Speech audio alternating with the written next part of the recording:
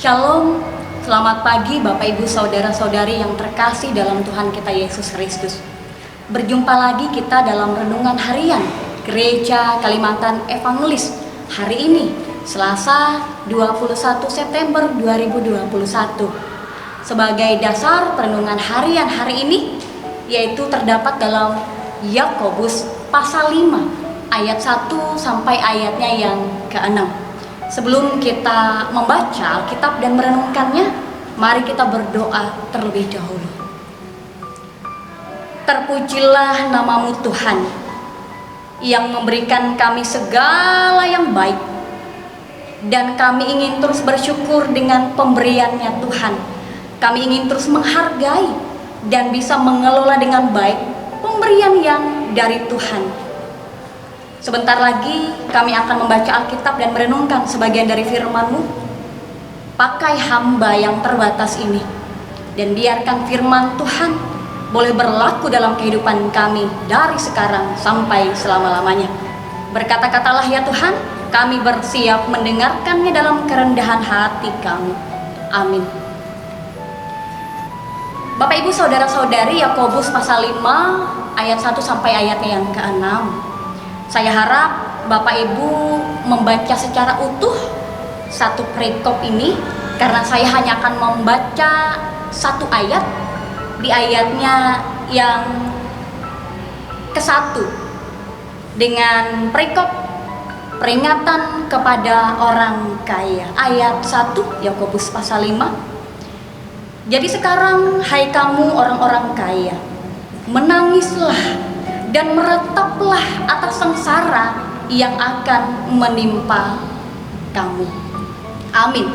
Untuk pembacaan sebagai dasar perenungan firman Tuhan hari ini.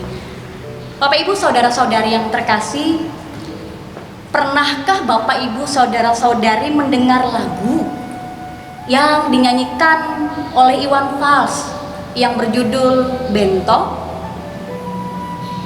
Lagu yang liriknya menggambarkan sosok pria bernama Bento dengan rumah yang sangat mewah, mobil banyak, dan hartanya begitu melimpah.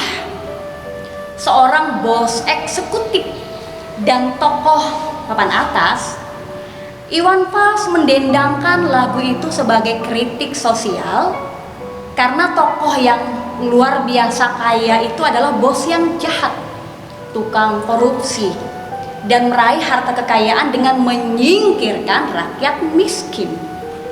Lagu ini adalah kritik terhadap pihak penguasa waktu itu, sebuah peringatan tentang kekayaan.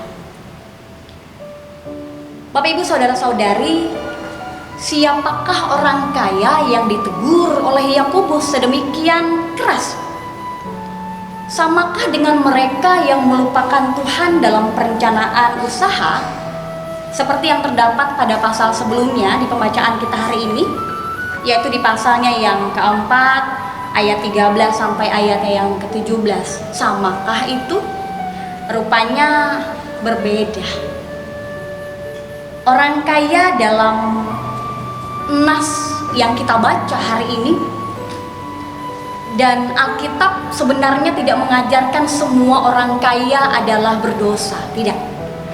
Namun apa yang digambarkan oleh Yakobus dalam ayat-ayat hari ini merupakan ciri dari banyak orang kaya. Perkecualiannya adalah orang kaya yang tidak dikuasai oleh kekayaan mereka dan menggunakannya untuk perluasan Injil serta menolong orang-orang yang memerlukan bantuan. Bapak Ibu Saudara-saudari yang terkasih, dalam perikop ini Yakobus berbicara dari konteks sosial zamannya, menegur keras para tuan rumah yang serakah menguasai tanah dan mempekerjakan orang di tanah tersebut secara tidak adil.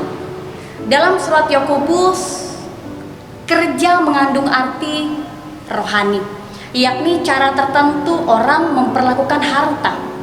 Dalam hal ini harta orang lain, berkat milik orang lain. Bila orang kaya menambah harta dari upah buruh yang dia tahan, tentu saja itu salah. Setiap majikan mempunyai tanggung jawab di hadapan Allah untuk menggaji para pekerjanya secara memadai. Jangan sampai majikan menggelapkan hak para pekerja. Bukankah itu namanya mengambil berkat milik orang lain?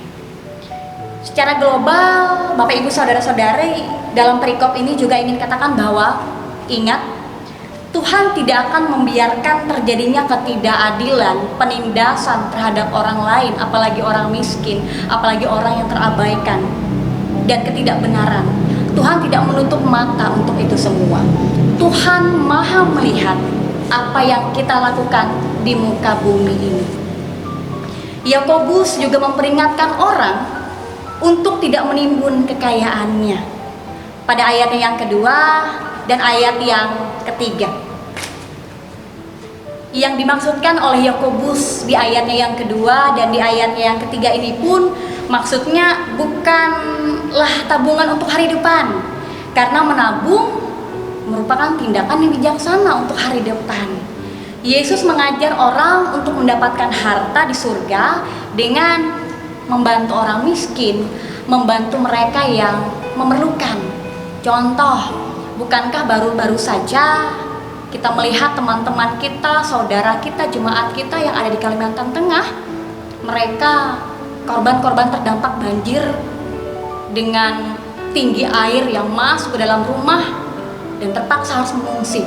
Bukankah ini salah satu cara kita bisa menolong orang lain, menolong sesama kita, dan kita bisa melakukan hal ini sebagai bentuk bahwa kita peduli, dan kita harus peduli kepada orang lain, membantu menolong orang lain. Bapak Ibu Saudara-saudari, ada dua kesalahan yang terkait dengan ketamakan dan tidak peduli dengan orang-orang di sekitar kita. Pertama, orang hanya memperhatikan yang sementara dan mengabaikan yang kekal.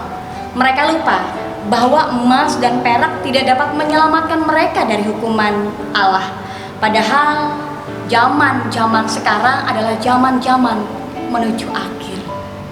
Peringatan keras yang ditunjukkan oleh Yakobus mengingatkan kita bahwa hidup kita hanya sementara. Mari kita kejar yang kekal. Mari kita kejar sesuatu, segala pekerjaan sesuai dengan apa yang Tuhan kehendaki, supaya hukuman Allah tidak nyata dalam kehidupan kita karena keberdosaan kita. Dan selanjutnya, hal yang kedua yang merupakan kesalahan dari ketamakan dan ketidakpedulian terhadap orang-orang sekitar kita, yaitu ketamakan membuat orang menginjak-injak orang-orang miskin, orang-orang terabaikan, dan yang tidak dipedulikan. Padahal Tuhan memihak mereka, padahal Tuhan melawan orang-orang yang menindas orang-orang miskin. Jadi Bapak Ibu Saudara-saudari yang terkasih, untuk menjadi orang kaya tidak salah. Yang salah adalah ketika hati kita fokus pada kekayaan itu sendiri dan bukan kepada Tuhan yang memberikan kekayaan kepada kita. Mungkin saja kita pun taat beribadah kepada Tuhan, tetap melakukan kebaikan-kebaikan sesuai dengan kehendak Tuhan, tetapi hati kita lebih berfokus kepada berkat-berkat yang dari Tuhan dan bukan kepada Tuhan, sang sumber berkat itu sendiri. Alkitab mengatakan bahwa di mana harta kita berada, di situ juga hati kita berada. Oleh karena itu, Bapak Ibu Saudara-saudari, jika Tuhan memberkati kita sehingga kita menjadi orang kaya dan berhasil, kita juga perlu menempatkan kekayaan kita itu dalam kerajaan sorga, sehingga hati kita pun berfokus kepada hal-hal yang surgawi, bukan pada hal-hal yang duniawi. Jadilah orang kaya di dunia dan juga orang kaya di sorga. Kaya hati. Puji Tuhan, jikalau kita memiliki kekayaan yang berlimpah. Muliakanlah Tuhan dengan harta kita dan kekayaan kita. Amin untuk firman Tuhan hari ini. Salam sehat dan Tuhan memberkati kita.